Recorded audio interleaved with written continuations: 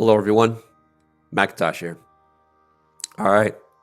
So, I'm going to be talking about Vanguard, especially the reveal of Operation Avalon that was showcased at the Vanguard keynote, which was held at FanFest just last week. Now, I did actually attend FanFest. And honestly, it's a hell of an experience. I loved it. I enjoyed every moment of it. I'm going to put out a new video after this. It's going to be a long one though. It's basically just talking about how my experience was every step of the way. But for now, this video is going to be focusing exclusively on the keynote itself. Actually, kind of two of them. While this video is talking about mainly the Vanguard keynote, I will also mention that the Vanguard keynote was also hinted at during the Online keynote, because the two games will actually be connected in the same way Dust 514. Well, not exactly the same way, but kind of like in the same way as how Dust 514 was connected to Online. Now, let's talk about that connection for a bit. That connection, comparing those two, let's start with Dust 514. Back in Dust 514, the connection was limited to factional warfare and the orbital bombardment mechanic. The orbital bombardment mechanic came in two flavors. You had one that was basically an NPC, like an NPC war barge up overhead that would drop an orbital, kind of similar to like how it is in Helldivers, where every Helldiver has their own super Earth destroyer or whatever. But in this case, though, in the case of Dust 514, there can be situations where an EVE Online player was able to control the orbital bombardment just by simply warping their ship to the planet and then holding position over the district and then firing. That had a lot that people actually enjoyed that, despite how limited it was. But of course, though, people had more fun with factional warfare. They had a sense of a sense of impact, or they were making a bigger contribution to the world of EVE Online through factional warfare. I sure as hell felt that. But again, there was no real economic link between the two games, unfortunately, and the impact that Dust 514 had truly on EVE Online was actually kind of minimal, and the benefits were kind of like one-sided. EVE Online players actually benefited more from the Dust interactions than the Dust players, which was unfortunate. And that was sadly the extent of the connection that Dust 514 had with EVE Online. Now, it could very well be because, well, Dust 514 was on the PlayStation 3 and it was having to connect via the Sony Online Entertainment Network. Now, to an extent, though, to Sony's credit, they did enable then CSP Games the ability to basically push updates and all that kind of stuff, or to streamline the process of updating games from approximately 3 to 6 months to just almost weekly, which is incredible. And so Sony later adopted that process because they found it to be more efficient, and it made updates to games much more reliable and feasible, and actually kind of improved the overall experience of their online service at the time. So again, Sony actually benefited from the relationship with then CSP Games. Now, why am I referring to CSP Games as then CSP Games? That's because this year they've announced a rebranding from CSP Games back to Fenris Creations, which is in reference to Fenrir, the mythical wolf of Norse mythology. Now, what else? Now, continuing with the connection, comparing that to what we're going to get with Vanguard. Right now, the connection that Vanguard has with EVE Online, at the most, practically speaking, if I remember correctly, based on my experience with Operation Nemesis, is just the contracts, the contract system. But they have plans to expand further than that. So right now, we don't know what the extent of the orbital mechanics will be, because if you've seen the recent trailer for Operation Avalon, which is going to be starting from the 7th of July through the 20th of July, so 2 months from now, basically, they will include an orbital mechanic in there. But it looks that I'll explain a little bit about the orbital mechanic in the context of Operation Avalon in a bit. Now, going back to the connection there, trying to keep my train of thought over here, because you know how I am with my speech impediments, and I stutter quite a bit. The other connection that they talked about in the Vanguard keynote, was the economic link, which is a first, really. The economic link was constantly requested by the Dust 514 players throughout the whole lifetime of the game. Dust players were always like pestering CCP Games to, hey, bring the economic link between Dust 514 and EVE Online. But it never came to be, because there were some underlying issues with the whole thing. First of all, you're talking about a small game that has only a few thousand players at most playing at any given time, connecting to an MMO that has tens of thousands of players, with an economy that at the time was running for well over a decade. And now it's been another decade, so now EVE Online has gotten bigger and much more powerful with its economics.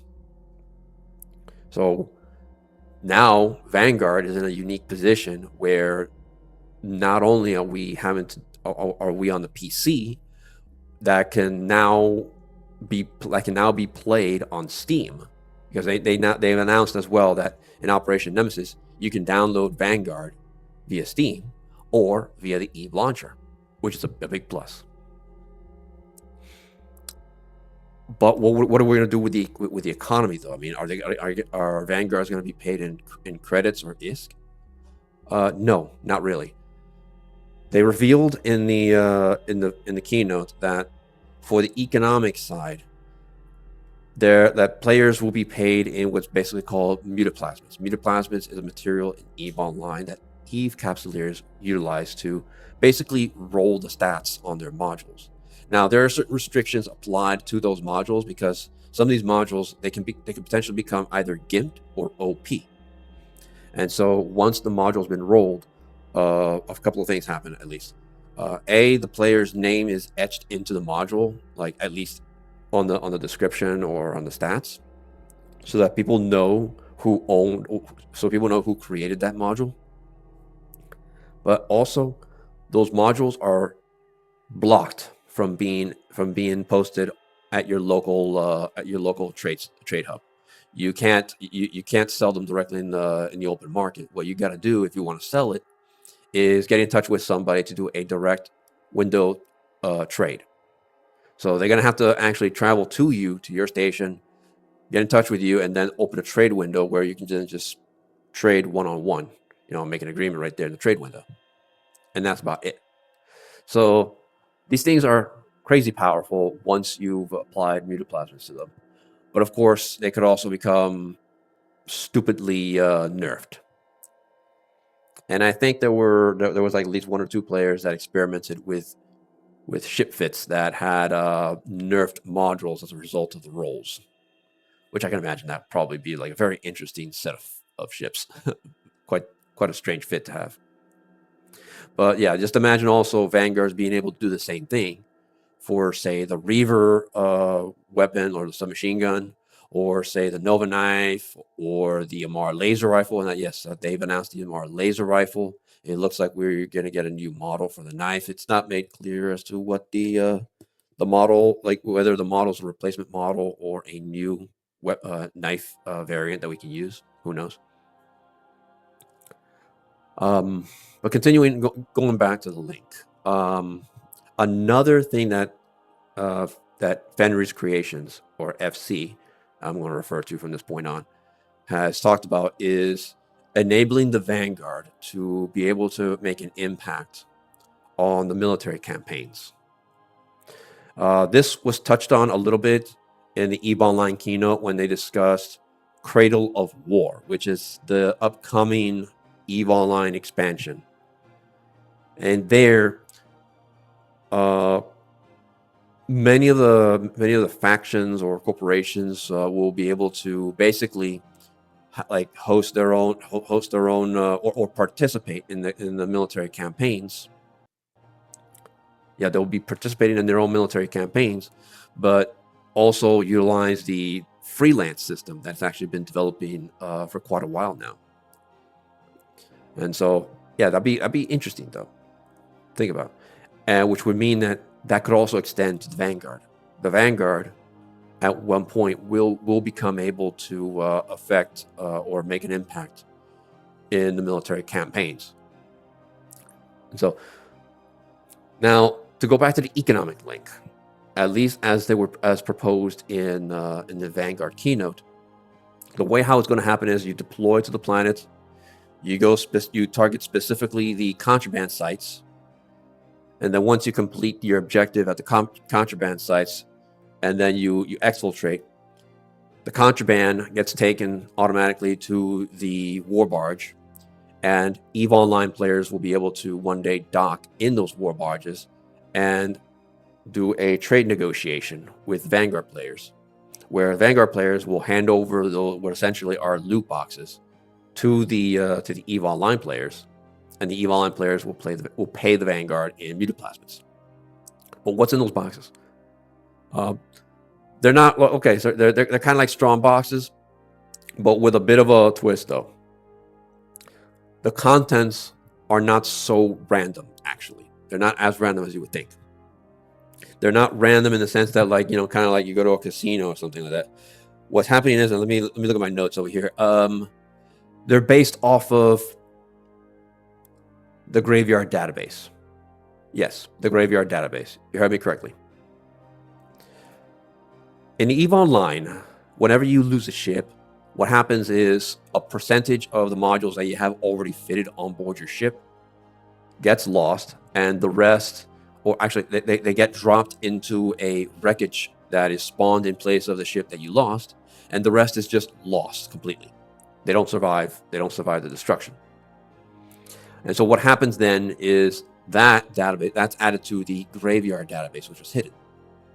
So while the players who kicked your ass in space start looting your wreck, the database is stored in the back end, and that database will be specific to the region, or specific to the constellation, or specific to the system in which the battle took place.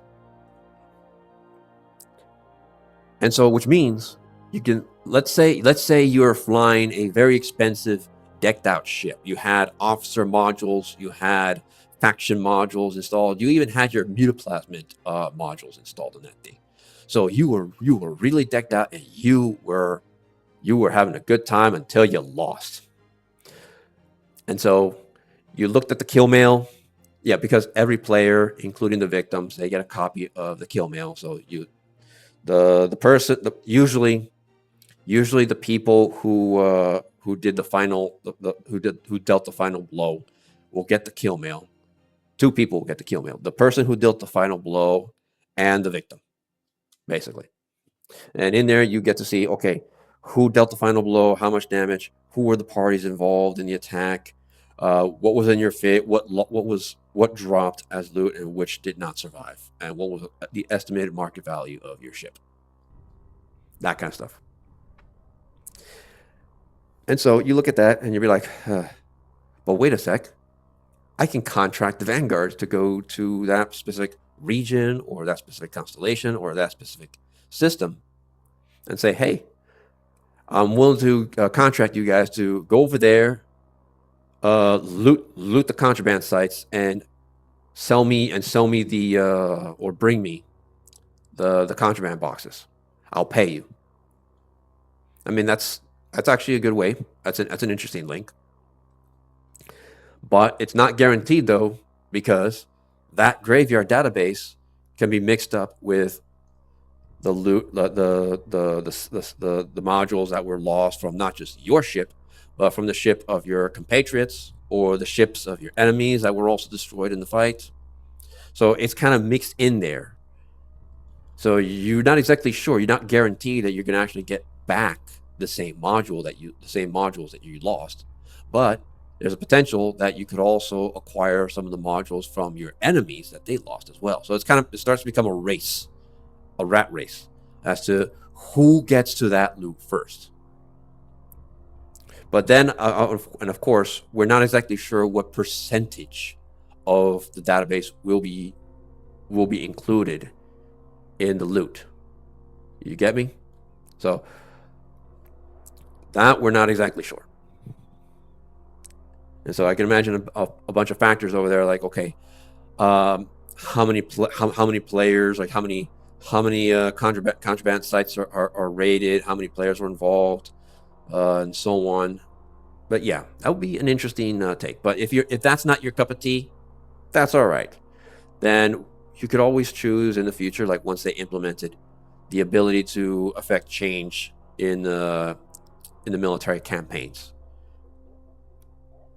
And now what about the orbital bombardment though? Like you saw in the trailer, the orbital bombardment. Now, unfortunately, from what I understand, it seems to be only NPC controlled, in that it's going on a timer. In the beginning of every deployment, the Vanguard will deploy from their war barge a set of beacons or harmonic bridges that deploy onto the surface. They'll crash into the surface and they'll be ready for activation. And there'll be like 5, maybe 6 of these units, these bridges. They're called harmonic bridges. And when you activate them, they'll spool up and then they'll shoot a beam of light into the sky. That's basically the transmission beam. And in order for you to exfiltrate, all you got to do is just walk right in. And when you walk right in, I call it avatar, your body, sorry, VR chat lingo, your body is going to disintegrate. But the rest of your non-organic material is going to be transported with the beam to the war barge above. Meanwhile, your consciousness gets transferred to either the war barge or the bastion. Yeah, so that's actually a pretty interesting concept. But what about the orbital bombardment? How does that tie in with this? Well, the orbital bombardments will be on a timer where they're going to routinely target the harmonic bridges, and so and each of these harmonic bridges have a different length of time, with the last one having the longest timer. I think like about 40 minutes, more or less, 35 to 40 minutes, and the first one being like a few minutes, like 5, maybe 10 minutes. And so you gotta get going. Like if you want to get in real quick and then get out real quick, then you better start running. Or if you really want to take your time, then you're not going to be worried too much about the first few bridges getting destroyed or nuked from orbit. But when the timer starts to get close, like you're going to start worrying, okay, I got to get to the last one real quick or else I'm stuck here for sure. And if you're stuck there, chances are your clone's just going to be forcibly deactivated. And you could potentially lose everything if you run out of time completely. So unfortunately, it doesn't seem to be player controlled. It looks like it's running on a timer. One can only hope that they could bring that back for the players. One can only hope. But right now, I don't want to set any expectations. I don't want to deal with pie in the sky, suggestions or things like that. I don't want to set up hopes for people. So, in my opinion, honestly, I feel much more hopeful for Vanguard than I was before. Up until FanFest, I was a bit worried because let's be real over here. There were people who were very critical of the state of the playtest and how they came about and how they looked, and they were valid concerns. But after all this, I have renewed hope. I'm actually very confident. I can see why they were like why FC was very tight-lipped about the whole thing, and that's actually like really good set of surprises. Now, before I move on, let's set a few things straight. Let's set the record straight over here. I've been noticing on the comment sections for the keynote, in that people actually think that Vanguard is Dust 514 or the sequel to Dust 514. It's not. It's neither. The developers have made it clear multiple times, including the podcast, that Vanguard is not Dust 514. It was not meant to be Dust 514. It never will be Dust 514. And yeah, it's like what it is though is it is technically a spiritual successor. It has a little bit of the DNA, so to speak, but it is not Dust 514. It's like, yeah, sure, it has some of the assets from Dust 514, but it is not Dust 514. Keep in mind, though, Dust 514 was primarily a lobby shooter, and Vanguard is an extraction adventure shooter. Now, in a way, though, extraction mechanics is kind of something that was already baked into EVE Online as well. If you think about it, if you want to split hairs, like if you want to really split hairs, or be very technical, EVE Online is also an extraction game. It is an extraction adventure as well. You undock. Every time you undock, you're taking a risk. You might get blown up before you dock back up. And as soon as you undock, you go through a lot, and then you come back and you bring something home. And you're much better prepared at that point, so that your next undock will have you even better prepared. But that's just splitting hairs.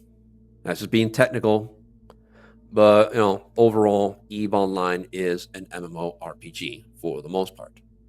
It's just an MMORPG with a lot of features that could be interpreted as an extraction adventure if you get down to the nitty-gritty details. Now, let me check my timer over here. How long have I been recording? 23 minutes, more or less. Although I could edit this video a little bit to shorten time. But other than that, though, I'm really looking forward to EVE Vanguard. Oh, and after July, it turns out it was announced that the game will become live 24/7 come November. So July 7th through the 20th will be the playtest, the public playtest on Steam for Operation Avalon. And November will be when the game goes live 24/7. And not only that, also it moves away from pre-alpha. In November, it stops being pre-alpha and it'll be alpha. And that's one of the things that kind of surprised me about Fenris Creations, and is they actually did showcase they were showing what a pre-alpha game really does look like. One of the quips I had with like the industry is how a lot of times when they showcase or they label games as pre-alpha or open beta or what have you, or early access, is that a lot of times they kind of give the implication that the game is incomplete, but in reality the game was complete to begin with. It's just marketing bullshit. And that was actually a topic that FC Rattati actually touched on. He was basically saying that people were getting tired of the industry, and what FC is intending with EVE Online as well as EVE Vanguard is to create a forever game. Although arguably, I think EVE Frontiers is in a much better position to become a forever game. But EVE Online and EVE Vanguard can be forever games as well. Basically, games that will outlast the company themselves. And so, but yeah, that's an entirely separate topic. And honestly, I really look forward to EVE Vanguard. I'm hoping that come July, like I said, July or the summer playtest will probably be the make or break moment for Vanguard. Although some people have argued that it's not that's going to be the make or break moment, but probably the November schedule will probably be the make or break moment for real for EVE Vanguard, because that's when the game finally comes out of pre-alpha. So that's it. I hope you guys enjoyed this rambling. And as usual, fly safe.